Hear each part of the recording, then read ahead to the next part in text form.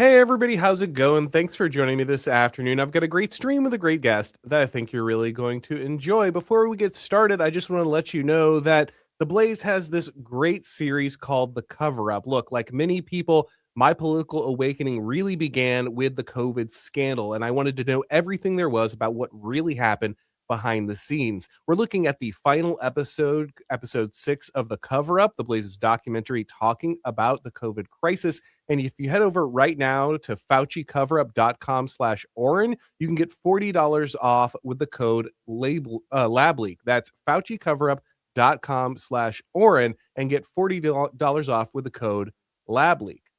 Also, I wanted to let you know that we're starting a new show at the Blaze. Stu is probably one of the nicest guys I've ever met in this business, and always someone who is very thoughtful and entertaining. He's teaming up with Dave Landau to do Stu and Dave Do America. It's going to be premiering on April 6th on the Blaze, so make sure you check out that new show. All right. Well, once a great man told me that no matter who you vote for, you end up with John McCain's foreign policy. And despite voting really hard, very directly against the explicit repudiation of John McCain's foreign policy, I'm worried that I might be getting John McCain's foreign policy. Tom Woods, thanks for coming on the show, man. Glad to be here, Auron. Appreciate it. So we've been watching this thing go exactly the way we told everybody it was going to go. And this isn't a let's pat ourselves on the back because we have the ideological keys to the kingdom thing here. We were right, you were wrong, haha. But it's just extremely frustrating. And I'm sure you, who have been doing this much longer than I have, are even more frustrated to sit here and watch the beats play out almost exactly as they have previously. Well, it's just going to be a bombing. Well, it's just going to be a few days, a few weeks, a few months. It's just the midterm. It's just some boots on the ground. It's just the 2028 election. It seems like no matter what we say or what we do, it's hard for people to recognize that the pattern of foreign intervention in the Middle East just leads us to a reliable outcome. So we just got the news that there are going to be boots on the ground, very likely in the American deployment, something we were promised would never happen in this scenario by all the people who were trusting the plan on this. But to be fair, something that the administration never cut out from the very beginning of this incursion as a possibility. And a lot of people seem confused about that outcome. But isn't this just kind of the most predictable thing in the world? Well, I just saw, maybe it was on X, a clip from Ben Shapiro from the end of 2024 in which he called it scurrilous that somebody would accuse him of favoring war with Iran. And now not only does he favor the war with Iran, even though absolutely nothing in the interim has changed, he is all in favor of this, quote unquote, boots on the ground dimension of it. And, I don't think it's that people like, like you and me, like we were naive, or I think it, I think that it was reasonable to think that there was a genuine possibility that we might crack through and finally have an opportunity to be a normal country again. I mean, not just based on Trump's rhetoric, but some of the people around him kind of talked like us, kind of sounded like us, sympathized with us, came from our neck of the woods, so to speak. So it is, and not to mention, there's a reason that the never Trumpers were never Trumpers. It wasn't because they didn't like his agriculture policy. It wasn't because they weren't sure where he stood on milk subsidies. The point was that they thought he was unreliable on the one thing that matters to them, which is foreign policy, and particularly the question of Israel.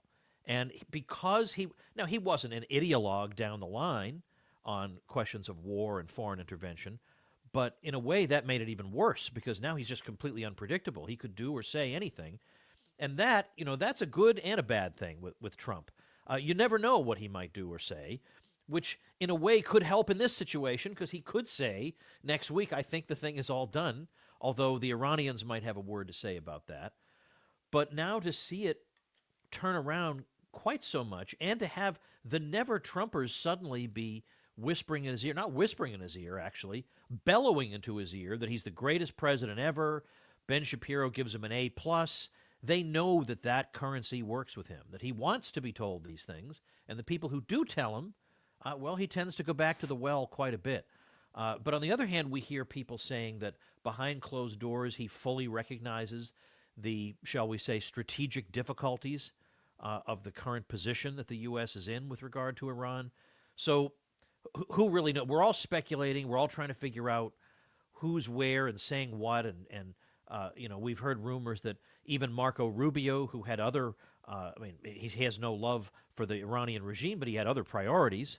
He has his various ethnic missions he wants to carry out south of here. And we also hear that J.D. Vance was not sympathetic. But again, I don't know. Probably he wasn't. But how much of this is also an attempt to try to salvage something for himself in 2028? Is Trump winking at these leaks about J.D. Vance because they know that this thing might, in fact, hurt his political prospects? I don't know how to put it all together, what's really going on. But I will say that it is deeply demoralizing that even when you get a guy who, in Jeb Bush's face, says, right to Jeb Bush's face, says, your brother lied us into a war over non-existent weapons of mass destruction, that even that guy comes, and again, I know people will say to me, you shouldn't have been naive. That's the way politicians are. That's not necessarily true. Some politicians get in office, they do exactly what they say they're going to do. But as Scott Horton says, what tends to happen is they keep all the bad promises they made and they break all the good ones. And I think some of us thought, well, maybe there's a chance here. This might defy Horton's law, but unfortunately not quite.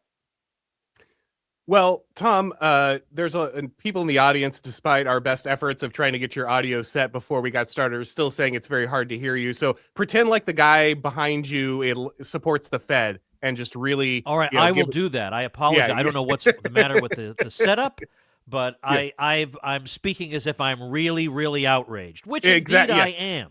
Yes. Give the full projection as if someone is letting you know that an expansionist foreign policy is somehow wise. But look, I am one of these people. Like, I was a classic talk radio listener.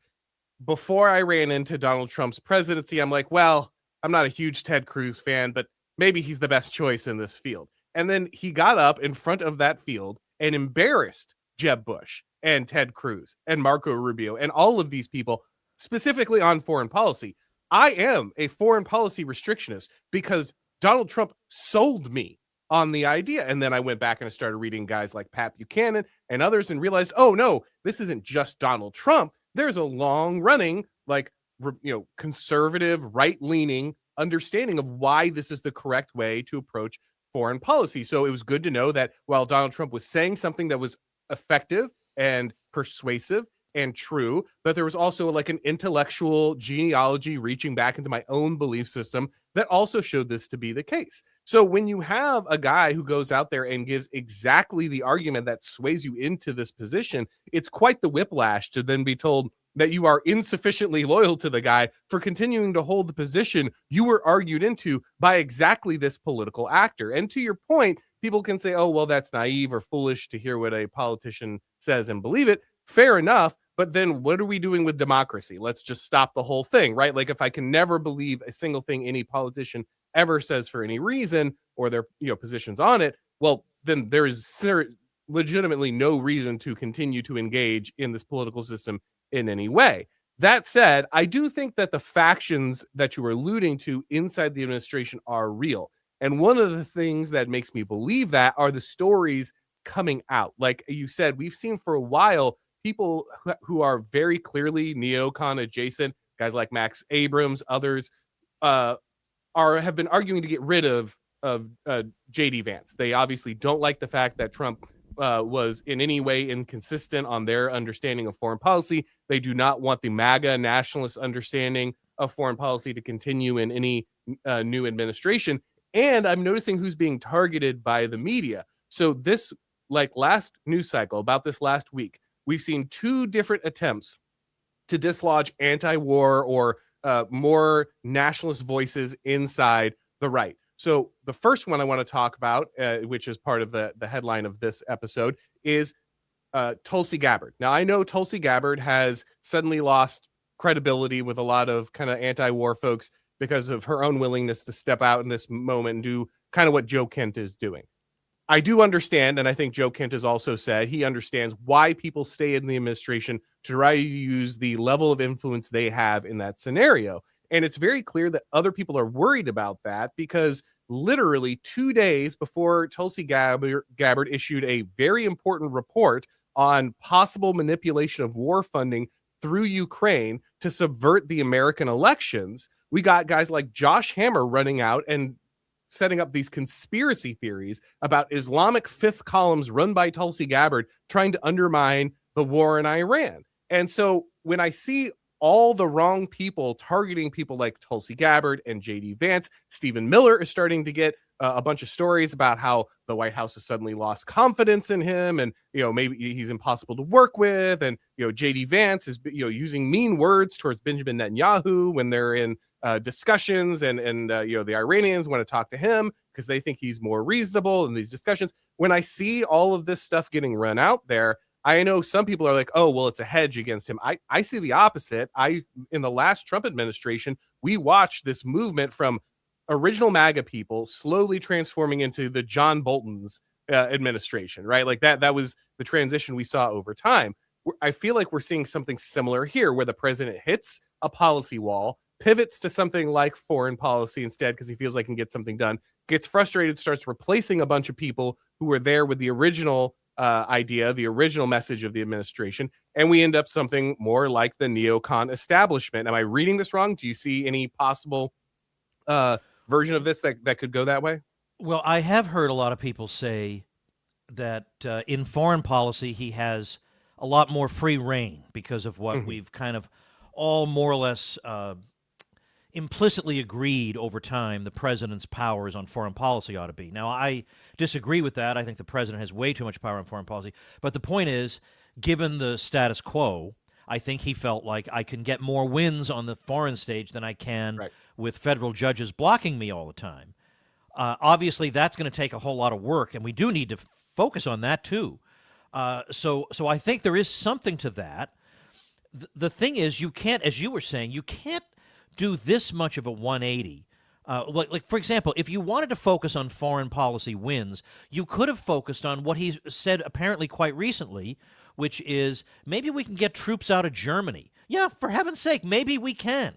Right. It's just something like that that's so obvious, so obviously a waste of money, that's so obviously a relic of the Cold War past, and yet it's so obvious, but no one can talk about it. It's not ever on the table.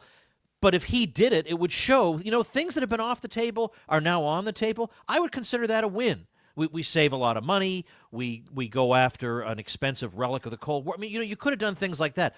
Big money-saving things. If I can't get these people to cut spending, here's where I'll cut it. A policy that outlived its usefulness 35-plus years ago. How about we get into that? So he could have done that. But also, you can't go around talking about the cost of housing as cavalierly as Trump has, because he did say, and again, I know we're supposed to be naive for taking him at his word, but I think if Ron Paul said, I'm going to do certain things about housing, whether you like Ron Paul or not, darn well he would do those things. I mean, that's just a fact. He would not have launched this war in Iran. I mean, that's a fact. I can take his word for things because he's being honest with me. But all the same, we have Trump saying, we're going to cut housing prices. Now, I don't remember the exact percentage, but it was a big percentage.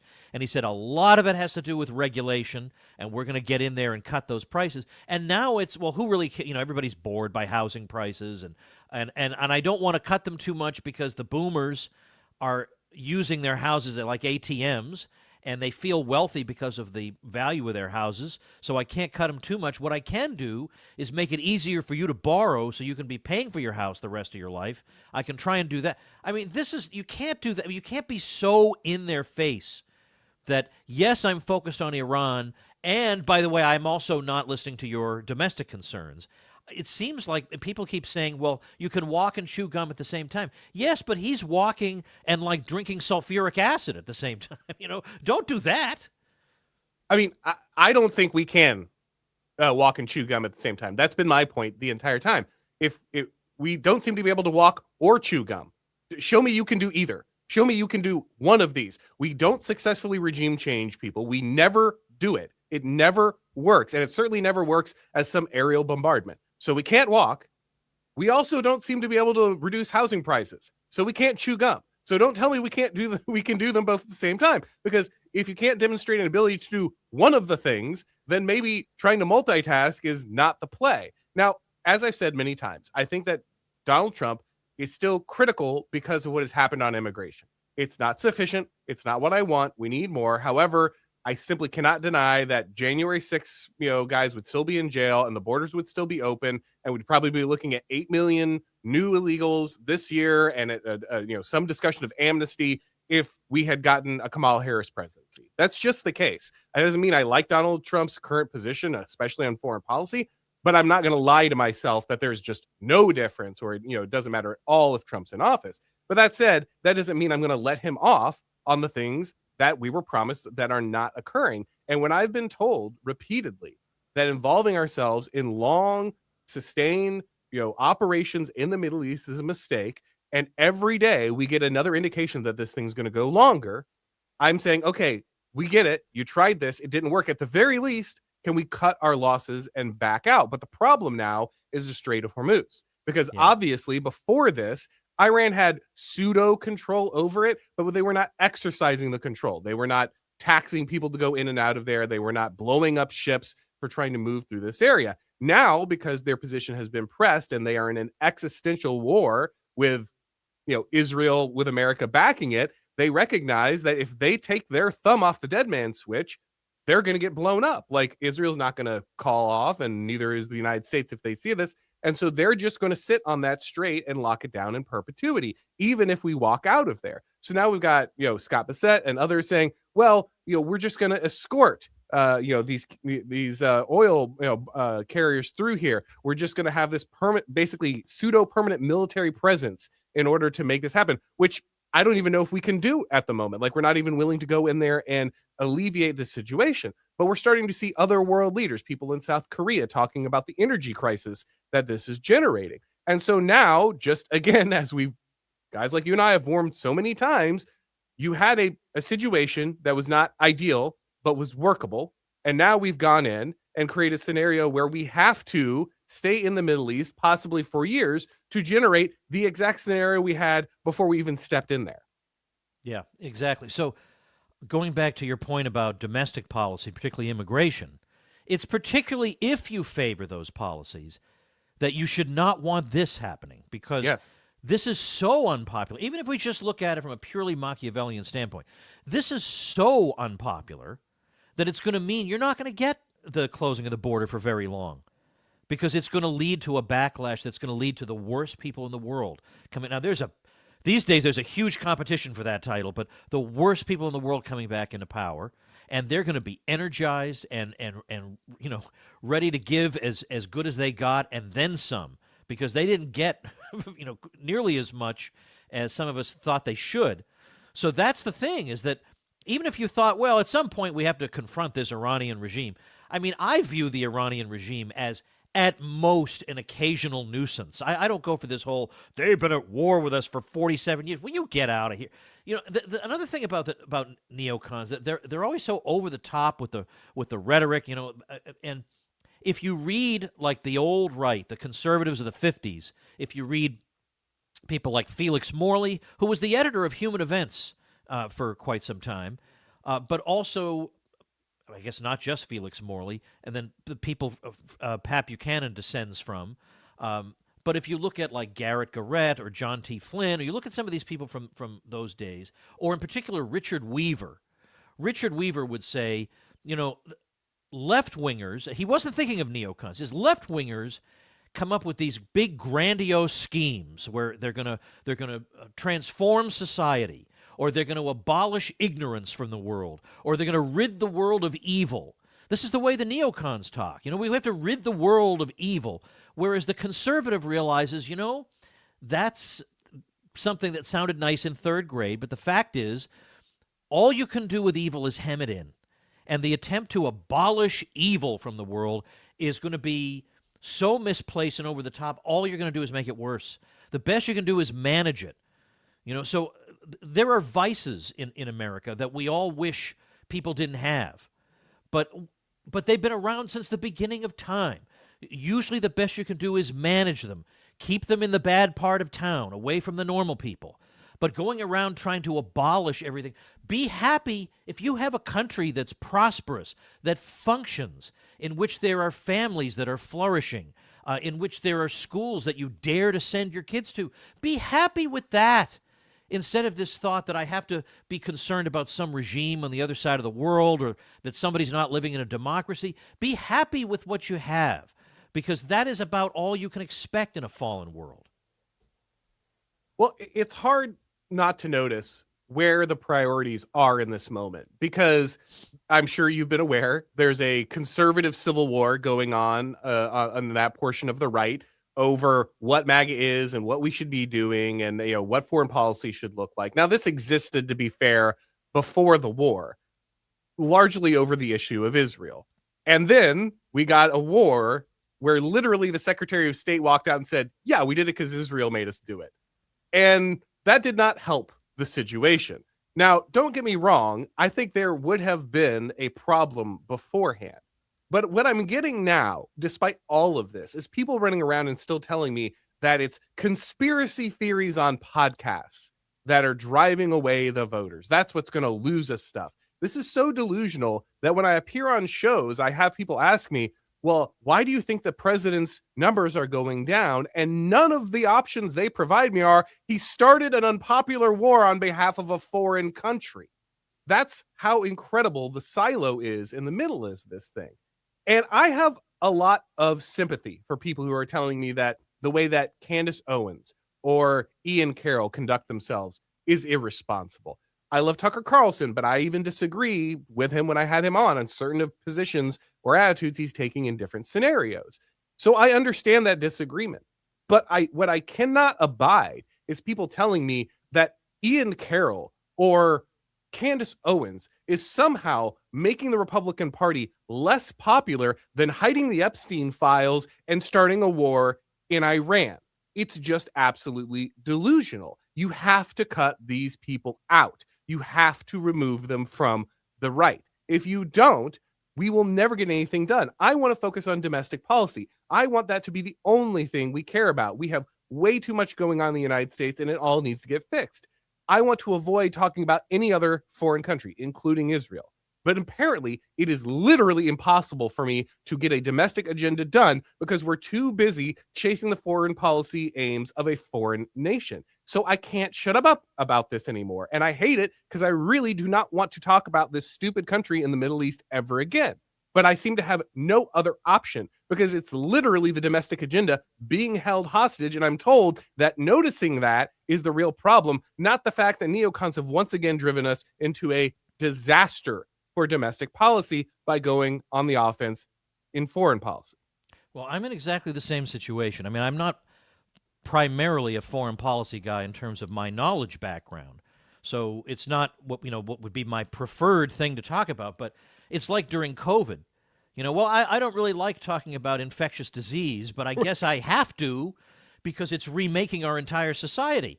And likewise, I mean, my gosh, if you look at my X feed these days, particularly the replies, it's like that's all I'm talking about. And then you get accused of you're obsessed with Israel. I wouldn't be, quote, obsessed with Israel if you weren't obsessed with it in the first place. Look at my feed a year ago. There was none of this. This is entirely in reaction to what's going on. And yes, as you say, this has nothing to do with me one way or the other. I wish Israel well the way I abstractly wish well every country in the world, but I have a million things that concern me, and the ethnic hatreds of one country or another in the Middle East are not among them.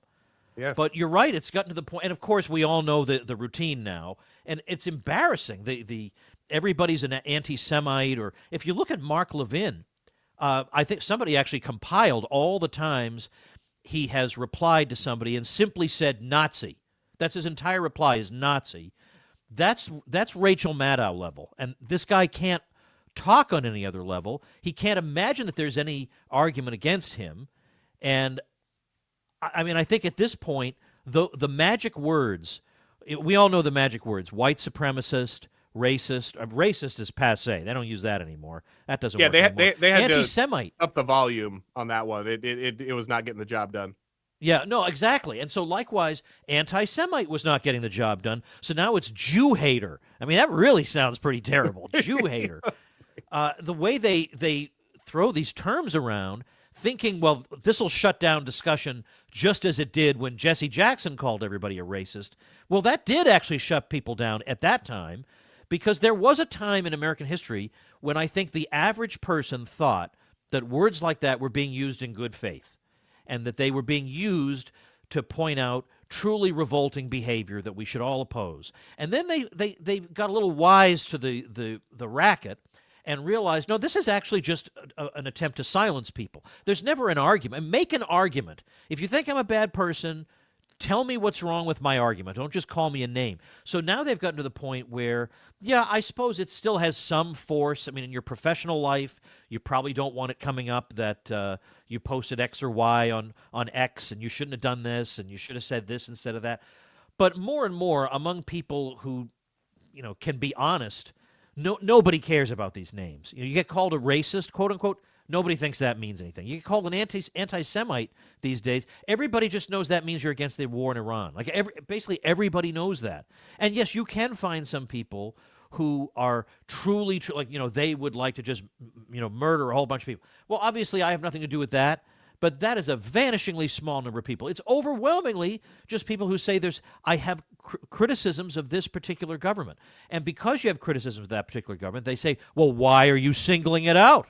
There are a lot of governments in the world. Why are you singling it out? Well, I'll tell you why. Because I see my politicians going over there, hundreds of them at a time, and posing with the leader of that country, like idiots. I see 1,000 Christian pastors going over there to be propagandized into a false theology so they can come home and propagandize their congregations to take a particular position in foreign policy. I don't see Qatar doing that. I don't see Oman doing that. I don't see Nigeria doing that. And I haven't even gotten to the funding. So that's why we feel this way, and they have to realize this on some level. But what have they got to say? I mean, because they have to realize that, of course, a patriot would oppose all those things. So what have they got except to call you a Jew hater? I mean, come on. That's the best you can do. Get out of here. Well, and I think that's the big problem, Tom. Like you said, obviously there are people who truly do just have ethnic hatred in their hearts, and whatever. I don't want to be associated with that. That's not my game. If I had any inclination towards that, I certainly would just say it, but that's simply not the case. What we do see over and over again, however, is the attempt to conflate that with anyone else who has problems with our current foreign policy, our current relationship.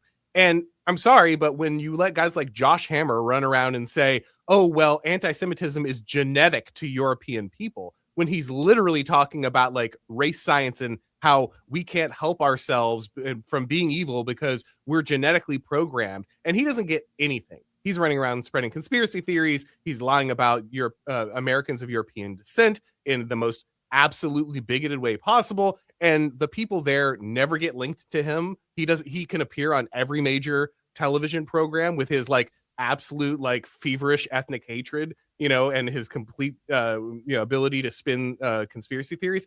But we get no pushback there. But then when it comes to the other side, oh, well, you're all just one thing. You all just believe this. Everyone's a Nazi. The end. Like that rhetoric is only going to work until the boomers are gone.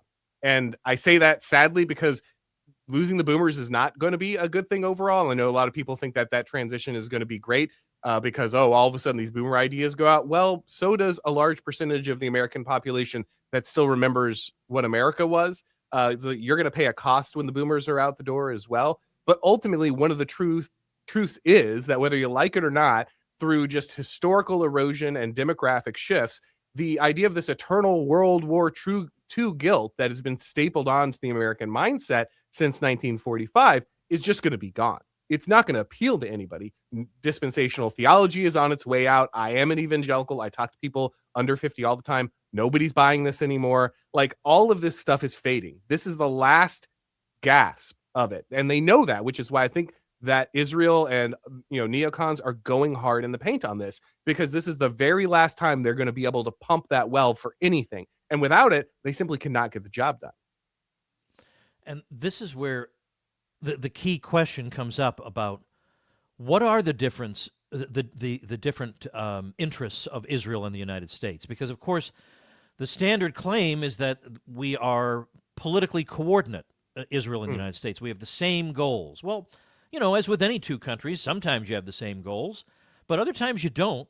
And the Ted Cruzes of the world seem to think it's a metaphysical impossibility that our interests could be discoordinate. And so one example of that is this war in Iran, where you do hear voices coming out of the White House, one of them being Trump's own voice, saying, well, we're going to attempt to do this or talk to this person or whoever it is they're talking to, who knows.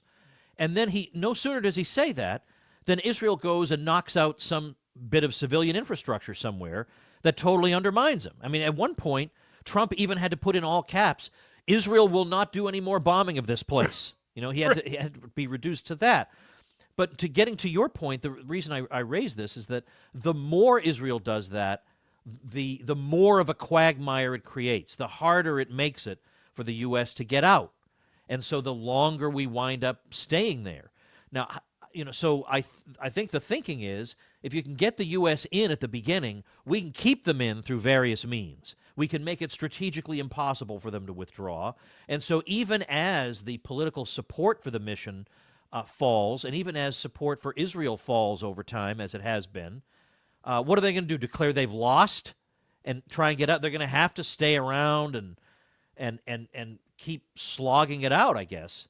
And so that is definitely a case where the interests diverge. I have no interest in seeing this happen, and I have no interest in seeing Americans taking the brunt of it. We just heard, I don't know if it was today or the other day, from Israel that in any proposed ground invasion, there won't be any Israeli forces. I mean, could you try to make it a little less obvious? I mean, you're just handing material to people now. Tom, I'm trying not to rave like a lunatic, but it's getting harder and harder. When I have a country who clearly went out of their way to drive us into this war and announced just a day or two ago, as you say, not only are they not going to send any ground troops to help us in the war that they wanted to start, that they want us to fight, but they are expanding their control of Lebanon right now. They're expanding because, of course, Israel's not fighting one war. They're fighting several wars simultaneously because that's what sane, rational, Western countries do. They open up 9 fronts all at the same time, and then they demand that you go in and fight a ground war in a place that they can't bother to put their troops in while they expand on an entirely different front. Let's also not forget that Israel, encouraged us to help topple the government of Syria, and then just a few months later started a war with the new government of Syria that they helped to install because they decided they no longer liked it. This is our partner in this conflict. Now, again, I have no particular desire to ever think about Israel again. If they want to go and try to conquer the entire Middle East, Godspeed. I don't care. What I don't want is my blood, my treasure, my people, my country being pulled into this over and over again because these people cannot control themselves. It is very clear that whatever you feel about Israel's current position or their possible divine right to any given land, that they are not someone who puts the priorities of the United States before their own. And I don't blame that. I don't blame them for that. They're not supposed to. My leaders are supposed to. So right. I'm very, very tired of my leaders telling me that I am somehow anti-American or hate some disparate group of people somewhere because I can see the obvious, that this is an unreliable ally that is not putting our interests first and is costing us far too much. This story about Ukraine should be a massive national scandal. If we really saw government agents in the Biden administration coordinate with the Ukrainians in order to funnel foreign aid and war funding back into the U.S. to manipulate the election, that should be a nation-shattering scandal that should be dominating the news. But we're not talking about it because gas is $2 more a gallon. But at the same time, I think we're probably talking about it more now than we ever have. When we think back to 2002 and 3, now in 2002, the Iraq War hadn't started yet, but you could tell it was coming from all the chatter, and it seemed like inevitable. And it didn't matter that the enthusiasm really wasn't there for it. There's more enthusiasm for this for the Iraq War than there is for the present one. Oh yeah, definitely. But still, they had to come up with phony baloney reasons in order to get people on board. But at that time, it was very difficult, actually, to be a Pat Buchanan, because pretty much everybody on the right, had been raised on neocon radio, and they thought that, well, I guess I have to support the military because that's what I, as a conservative, do, because the liberals are weak, and as a conservative, therefore, I must be strong, and being strong means deploying the military. And I always remind people, actually, if you look at the mainstream left, like the Hillary Clinton left, these people favored they favored the Spanish-American War, World War I, World War II, the Korean War, most of the Cold War, Vietnam for most of the time till people turned against it. They favored the Balkan intervention. They favored Kosovo in 1999. I mean, they favored, obviously, funding Ukraine. These people have no shortage of wanting to get involved in war. So if you're thinking you're sticking it to the libs, I think you're misunderstanding who the libs are, for Right. one thing. But today I think it's actually easier because I think Buchanan was ahead of his time, and at the time nobody could quite understand it. It was like, Pat, we really like what you have to say on so many other things. And that's what they said about Ron Paul. I love Ron Paul except for his foreign policy. And I used to say the foreign policy is the best thing about him. So now, like, that has had a lasting impact. And today, you and I can have this conversation, and it might seem a little cheeky, but on the other hand, it's not exactly completely out of left field.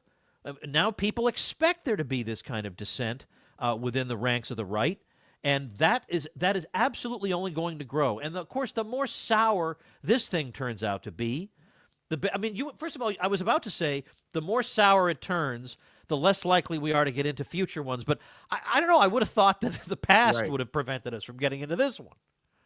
Yeah, it really is amazing. Like, obviously, while the reasons for the Iraq war were fabricated, at least they took the time to fabricate them. At least they took the time Yeah. to sell us this. They went to the UN. There was a months-long discussion on why it was so important to get involved. Again, like, not true, but at least we understood there was a process you needed to go through to convince the American people. And it was right after 9/11. And so there was this understandable concern and national tragedy, again, exploited, but at least the context made sense. At least there was an effort. You went through the motions.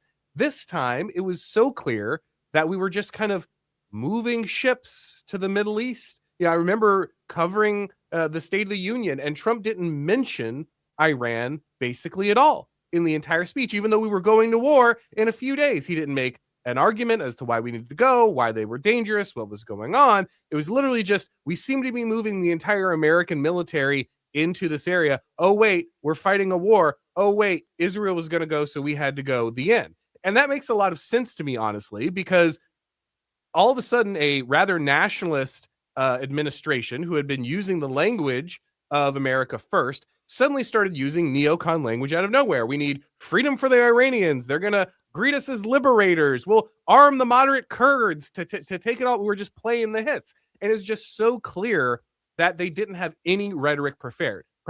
There was no case to be made.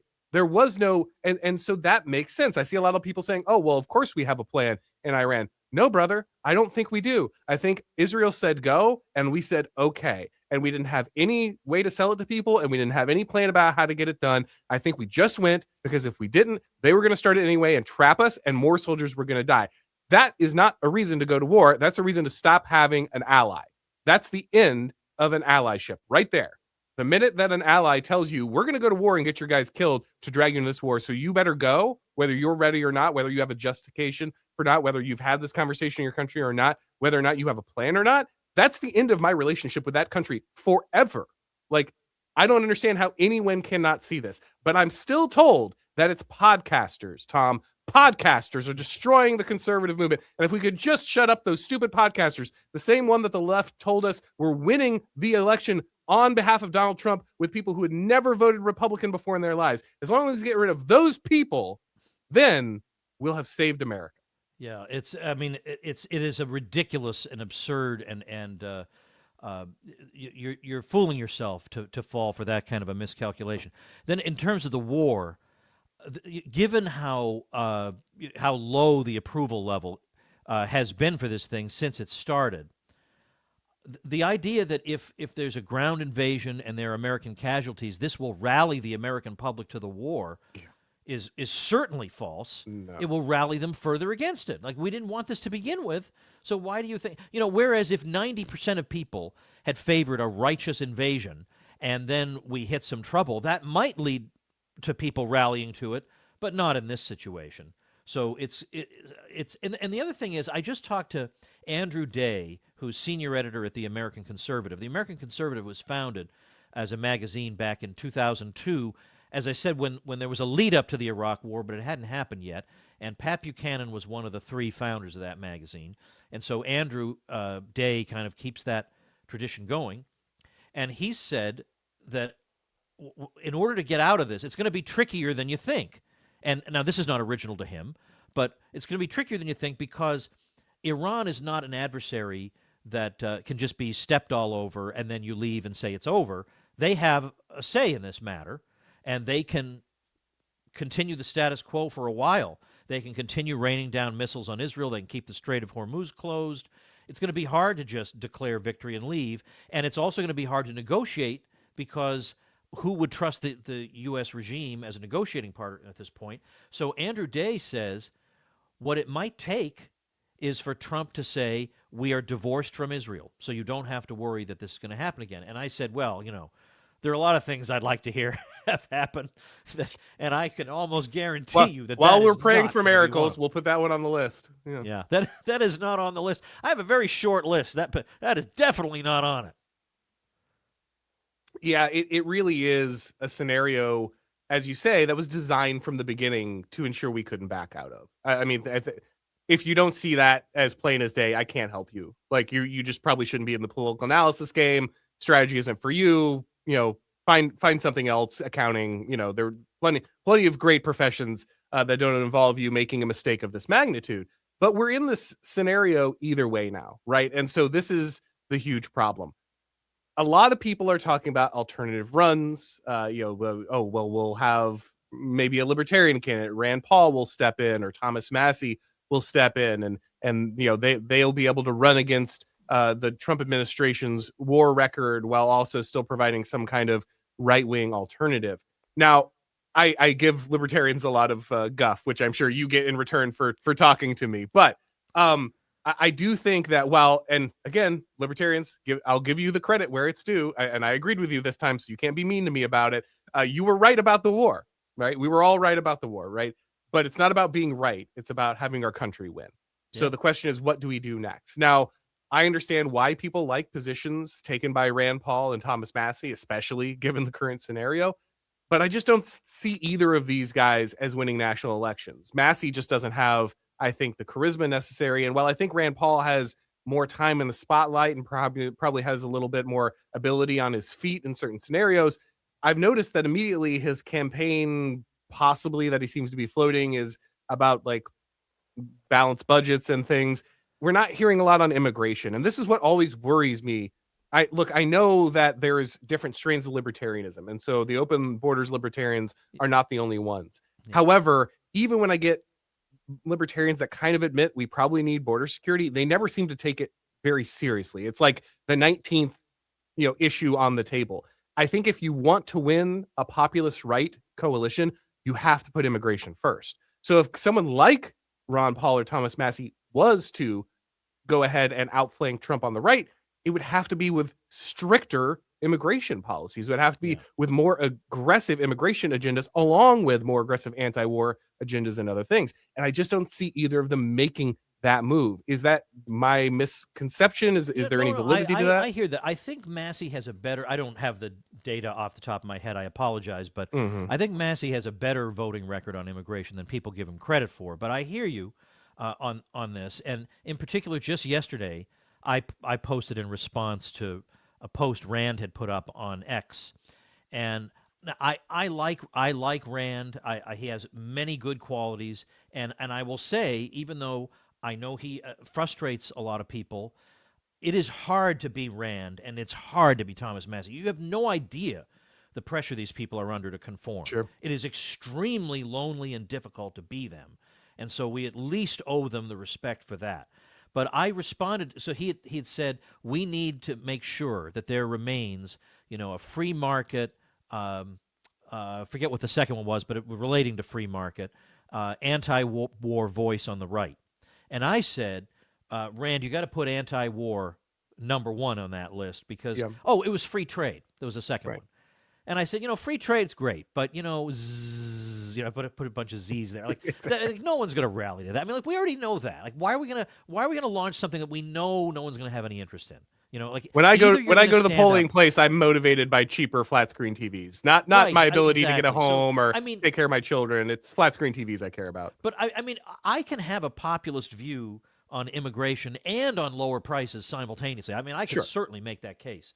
Right. But my point was what the Times call for now is not really what the Times might have called for 25 years ago. I think it's different.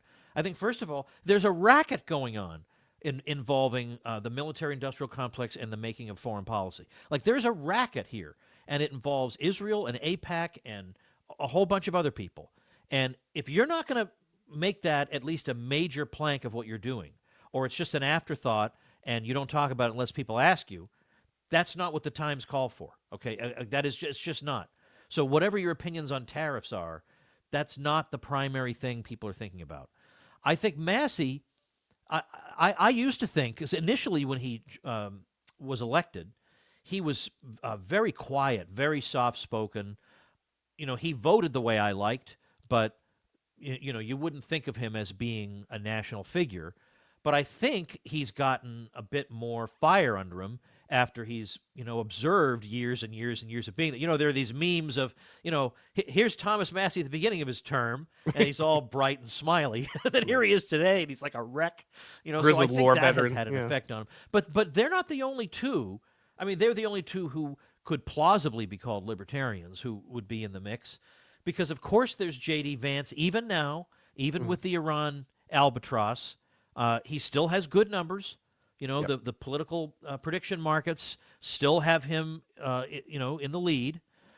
But I also wonder, I know he said, no, I wouldn't do it. But, we were talking about, can you trust politicians? Sometimes when people say, no, I'm not going to run for office, they're not being entirely sincere. And by that, I'm thinking about Tucker Carlson. Because he is, I know he doesn't have political experience, doesn't matter. He is a fantastic communicator. I am very critical of people in terms of public speaking and stuff like that. And yet with Tucker, I listen to his monologues and I think I wouldn't change one syllable of that. Because part of the reason they hate him, it's not simply that he's had second thoughts about the U.S.-Israeli relationship. It's that he's effective. Those monologues do not make him sound crazy. Just the opposite. They make him sound reasonable, and the fact that everybody thinks he's crazy seems crazy. So, honestly, if he just wanted to get some ideas out there, he, on that debate stage, would be the best one because he would be fully unrehearsed. It wouldn't be slogans. It wouldn't be bumper stickers. And he would be saying things nobody wants him to say. And they'd all have to respond with their slogans, anti-Semite or whatever. And we could watch it all play out. So I don't know. I secretly want to see that happen. I don't know how you feel about that possibility. I know it's probably very, very slim. But I frankly think that would be the best option. Well, I mean, I love Tucker, and I do think that you're right about one thing for sure. He has that Trump-esque quality of very charismatic in front of the camera, excellent delivery, able to steal the stage, knows how to deliver.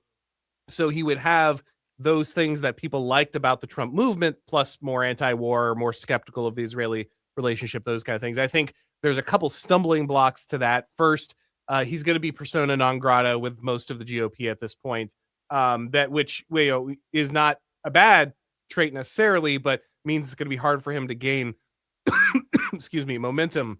Well, especially in closed primaries. You have to be a registered Republican to vote. Right. And also, obviously, he's friends with J.D. Vance. So it seems unlikely that if Vance is a leading candidate in that scenario, unless that friendship has somehow completely imploded, which I don't think it has, then it's probably unlikely. So I hear you, and I think that there is a reasonable case to be made for that. But I I would not put him in the calculus probably as a candidate in 2028. But I would say he has everything I want. And I Sure. really don't want, quote, experience. I really don't. I want him to have people around him who know how the system works so that he can navigate it. But apart from that, at this point, who would want somebody with, I mean, and with Trump, he had no political experience either. And even he, got pulled down into the muck. I don't know. I feel I would be, well, I don't want to make any predictions. I would be shocked if that happened to Tucker, but. No, I think that your point about him he has the same things that appealed to the populist base that Trump had. So in that argument, if nothing else, I think he would be a very unique candidate for that reason. But like I said, I just doubt he would challenge Vance in 2028. I think if you were going to see anyone try to do it, it would be one of the more libertarian leaning candidates, and so that's why I brought those up. Yeah. But I still think Vance is probably the best choice. But tell them if they're going to hit from anywhere. Along with, yes, you have to make the discussion of war and Israeli influence a big part of it, but also immigration. They have to have better positions, or at least better rhetoric on immigration. You have to start making me believe that you take it seriously if you want to win my vote away from the current administration, even though I have the level of problems I have there. That if you anti-war and immigration restriction, these are the 1-2 punch of populism in the United States, I think, along with cost of living. Like, that's the three issues right now that would have the biggest impact that anyone needs to be talking about. I wish Trump was talking about them, but here we are. I liked your post from the other day. I have to restrain myself. I want to repost or retweet everything you put there, but then I feel like, well, a lot of my people already follow you. What am I doing here? But one of them that I liked was what you posted about this interesting relationship between Japan and the U.S. involving respect for each other's cultures. And some of these exchanges have been quite heartwarming. And you were saying this is what a normal person means by diversity, that Japan has Japanese culture and America has American culture. And we have it because there were enough of us that we could develop our own culture, and that if Japan had no more Japanese people and we just imported Haitians into Japan, that wouldn't really be Japan anymore, except, it would have the same topography that it had before, but by no reasonable definition would it be Japan. And that is so obvious to any reasonable person. And speaking of Nazi, as we talked about earlier, it's like you're a Nazi if you even say, when I travel to Japan, I think I'd like to see Japanese people. Well, who else like Nazi, or who else who like Japan there, Tom? Oh, that's a good the guess Nazis. who. So you've revealed your ultimate allegiance there. I'm sure James Lindsay will be furiously typing about your woke right screeds and support. But but they're under this tremendous pressure because of demographics to open up to immigration, and if that jeez. If that, my three oldest daughters went on a trip to Japan a few months ago. I paid for it. I thought it'd be a wonderful little adventure for them. Tokyo's an extremely safe city. I had nothing to worry about. They're all in their early 20s. And they had the time of their lives. But they came back and said, it's funny. There really is. It's a different experience from when you go to London. And I'm not talking about because of multiculturalism. Or when you go to Iceland or some places they've been. You definitely get the distinct sense that you don't belong. Like, everyone's courteous to you. Right. But you are not going to crack into this. And they had nothing but respect for that. That's fine. We're not trying to do that. We just want to visit. That's the actual relationship that you should have with other cultures. You can respect them. You can love them. You can find them beautiful and interesting. And then you go home. And then you live in your culture and you make it better. And that's how God actually divided the nations. It's actually in the Bible. It's almost like there's some kind of ordered reality we have to respect when we organize human civilization, because, the divine has made it so. But whatever, as long as we build this tower, you see, Tom, to the sky, to God, then we can know all the things and we can control the world. And that's really what it's all about. But that said, we have a few questions from the audience. Do you have time to take those real quick? Yeah, sure. Why not? Excellent. Before we do, where can people find your fantastic work? Well, what I often tell people is I have a site, woodshistory.com. I used to have behind a paywall 2 U.S. history courses taught from, let's say our perspective. And now I took them out from behind the paywall, and you can just get them at woodshistory.com. So I'd probably refer people there. Excellent. A fantastic place to start for all things Tom Woods. Let's head to Dan. Looks like Dan from the Lotus Eaters here. He says, if this war goes Vietnam or Afghanistan long, how many presidential cycles until one of the candidates offers to sever the relationship with Israel completely and means it? Well, okay. I will answer the question, but I'll start by saying I don't accept the premise. I cannot imagine this thing going that long. Yeah, me neither. Afghanistan got started because of 9/11. And a lot of people supported that. I mean, even Ron Paul voted for the authorization to use military force. So they had that. And then it continued through inertia, and also because of the sunk cost fallacy. We can't leave now. So I don't see that playing out in this case. But so as not to be unreasonable, you did ask a question. Let's stipulate that it does go that long. Obviously I don't know the exact number, but I will say that I'm 53. And I'm in good health, and I expect to be around a while. I hope that's the case. And I expect in my lifetime that there will at least be presidential candidates running on that kind of platform. I don't know that they get elected because, as we've seen, democratic elections don't always translate into you get what you ask for. You go to this. We can make fun of free market economics all we like, but and flat screen TVs. But when I go to the store and I buy a flat screen TV, I don't bring it home and open it and it's an alligator. At least it's what I thought I was getting. Unfortunately, it doesn't work that way with this system. Well, say what you want about libertarians. At least Hop is correct about how democracy works, right? Like he's got that down. You got to give that 100% credit. There is a strand of libertarianism that fully understands the democracy problem, if nothing else. Thank you. Bram Zwingle says, Fed post, Fed post, Fed post. No, sir, we will avoid the temptation. No FBI agents through my door, but thank you very much for your support. I understand the impulse, but we are all emotionally continent, responsible actors in this moment. And Wise Speaker says, I want our politicians invested in us. I don't want them invested in some conflict between a religious, fanatical, anti-Western, trigger-happy Middle Eastern regime and Iran. I see what you did there. Well, can I say? Yes. In 2008, the same week that John McCain was being nominated in the Twin Cities in Minnesota, in the other one of the Twin Cities, I forget which was Minnesota or Minneapolis or St. Paul, it doesn't matter. But in the other one of the Twin Cities from where the GOP convention was, Ron Paul held his own convention. And he did not call it a counter convention, but we all knew that's what it was. It was one day long. And he asked me, who's a good anti-war speaker? Who's the best anti-war speaker you can come up with? So I came up with a guy most people will not have heard of, and that's author Bill Kaufman. He gave the speech of the day, by far. And he focused on exactly this point. He said, you can't have a healthy home and a global empire. He says, you can't care about Baghdad and your own backyard. He says, McCain chooses Baghdad, but we choose our front porch, our front porches, our rock and roll clubs, volunteer fire departments, sandlot baseball diamonds, and he's listing all these wonderful, beautiful things about our wonderful country. The old America that these people have it just doesn't mean anything to them, but it means everything to us. And I thought that was the speech of the day. That was the speech of the day. So I'm just echoing the sentiment of the statement here. Absolutely. It's real simple. You can put America first, or you can put the empire first.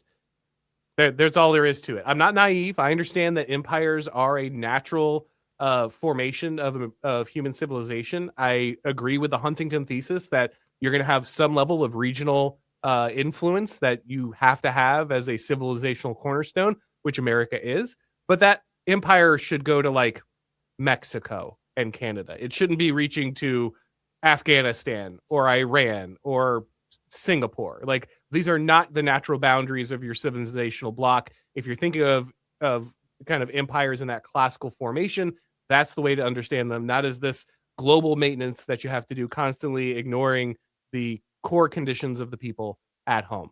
That said, Tom, fantastic speaking with you as always. Everybody should, of course, make sure that they're watching your show. And if you would like to go ahead and subscribe to this channel because it's your first time watching, make sure that you click the subscribe, the like, the notification bell so you know when we go live. And if you want to get these broadcasts as podcasts, you need to subscribe to the Auron MacIntyre Show on your favorite podcast platform. Thank you, everybody, for watching. And as always, I'll talk to you next time.